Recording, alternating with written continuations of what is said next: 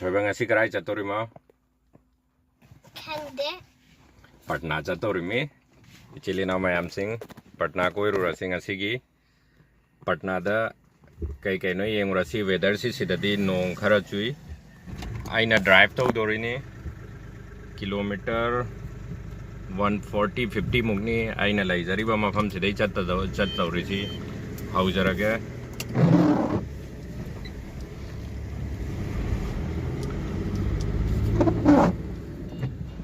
आइना लाइजरी सिदगी highway तागदबा kilometre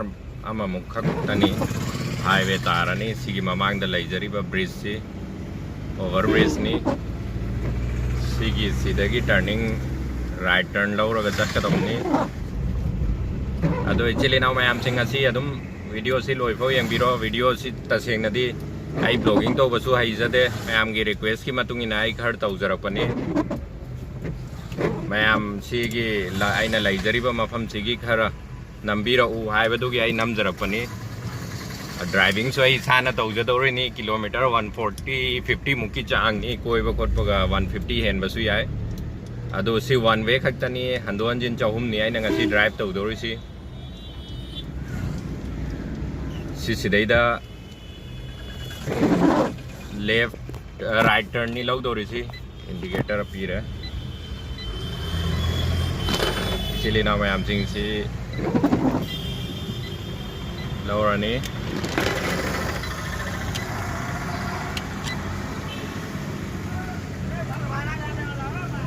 सिसरेगी Muzaffarpur दगी पटनानी चतदौरिसी मुजफ्फरपुर ना बिहार की याम चावबा डिस्ट्रिक्ट अमनी आइना हुजिक ड्राइव तौबा हौजरैसिना दरभंगानी दरभंगा की हुजिक दिल्ली मोड़नी सिदगी मुजफ्फरपुर अराउंड 60 किलोमीटर ने मुजफ्फरपुर दगी अमका पटना चगदौरबनी सी हाईवे क्रॉस तो जॉइन तौदौरे को सी हाईवे जॉइन तौबा हौरमनी इचिलिनाव मयाम सिंह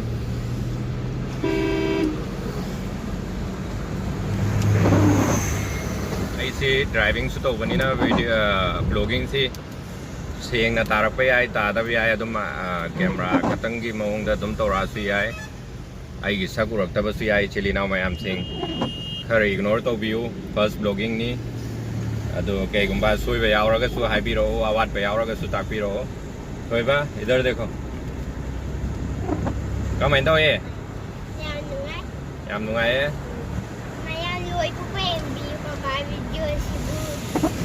पटना 137 किलोमीटर मुजफ्फरपुर 59 किलोमीटर वाले दरभंगा दगी किलोमीटर 8 मुकम सु थौरे अदुदी हौजिक सी 8 तौरगे यदुम येंबे आ रहा है किलोमीटर 145 मुकी अराउंड ओए वादो 140 मुकी चांगदनी आइना थौजदौरी से हौजिक इचिलिनाव मयाम सिंह अदो सी वेदर सी खर क्लियर ओइ रखपे अदो आई दाई अमुक नमजरके मैम की सी FM थारुबगी कॉपीराइट लागतना इसई सकपगी आई म्यूट खर थंबा यावरे मैम इग्नोर तौबियो सी ब्रिज मखा सिदना रेलवे ट्रैक ngakतनी लेजरी सी चिलिनाव मैम सी पटना यौरमदागी मैम ब्रिज अमनी सिसु याम चावबा तुरेनी आई डिटेल्स तो हाना हाइजखिबनी अदो वीडियो सी म्यूट तौरगा थम्बदगी आई साना डबिंग तौजबनी सी असोमना कंदा चतचरिसिना रेलवे ब्रिज की मथक सिदैसु फॉर्चुनेटली रेल अमा लाए मयाम येंगबियु सी तंजा चाना दुम लाक्चरे मयाम येंगबियु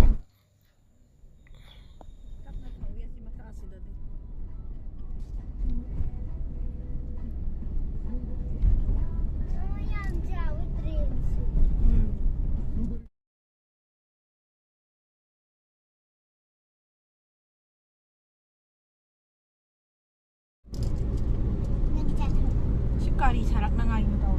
ब्रिज आदा मोना का नाम थाना गाई ले होरी दो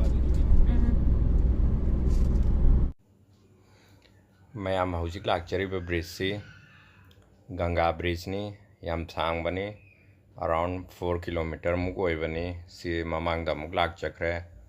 मथक्तना रोडवेज नी मखादना ट्रेन चेंज बने सी इचिल इनाउ मैम यंबियो फजबने याम फजबसुने याम सांगसु सांगबने हौजिक नोंग चुबगी इसिंग खर नैगदौ माली मैम यंगमिन्नसी हौजिक अइना थौगचरैसी मथक थंगबा सरुकनी अदो मथक्तना अखोई रोड्स ओइना चेंजरे मखासिदैना रेलवे ट्रैकनी सीसी कैमरा सी अइना ड्राइविंग तौबसिदा सेंगना उजद्रे सीसी अदो आई ड्राइविंग तौबसु नुंगाइते अदो सी कैमरा सी मखादा पीरगे सीसीदा लैजरे मखासिदैतनी रेलवे ट्रैक चेंजरिसी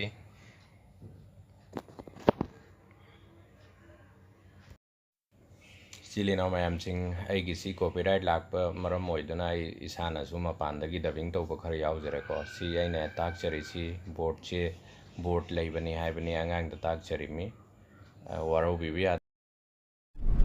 इसिंग जावै चेंदबदि ओरमबे याय हानादि याम चेनबने हौजिक हौजिकदि खंगदे येंगो आइगे समुद्र वाली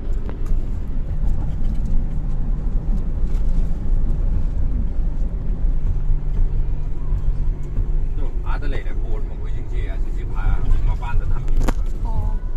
उब्रे यंगो पाइजे ngaतंग येंगमगेरो Enjiro.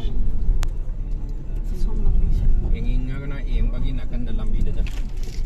तो आजे तो हम गए वाव झंडा कापिने Mas may ngonong pi iman eh. लाइंगोय पे अगर पुजलकपा मा मतौ बुनेबा तो आसी क्रेन का याव रे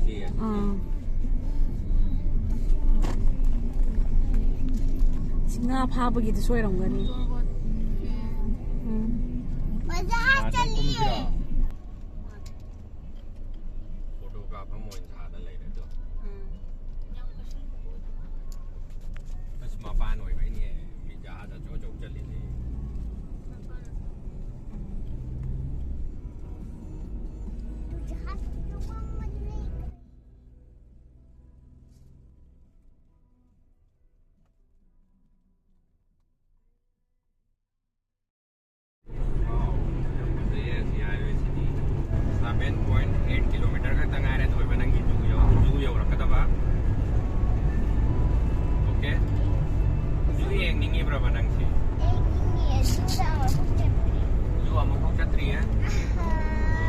kari do kan ni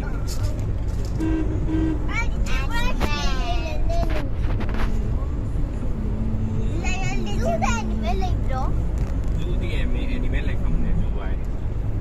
मी की सेम की ने animal हम बमाई तारे मैम वरो बिनु खर म्यूट तो बसु यावरे खर वीडियो मैम हम सु डिलीट तो करे कॉपीराइट लाग सबगी मैम जुदा आइना tortoise ne bear ne aduga deer makhanam ne uramiba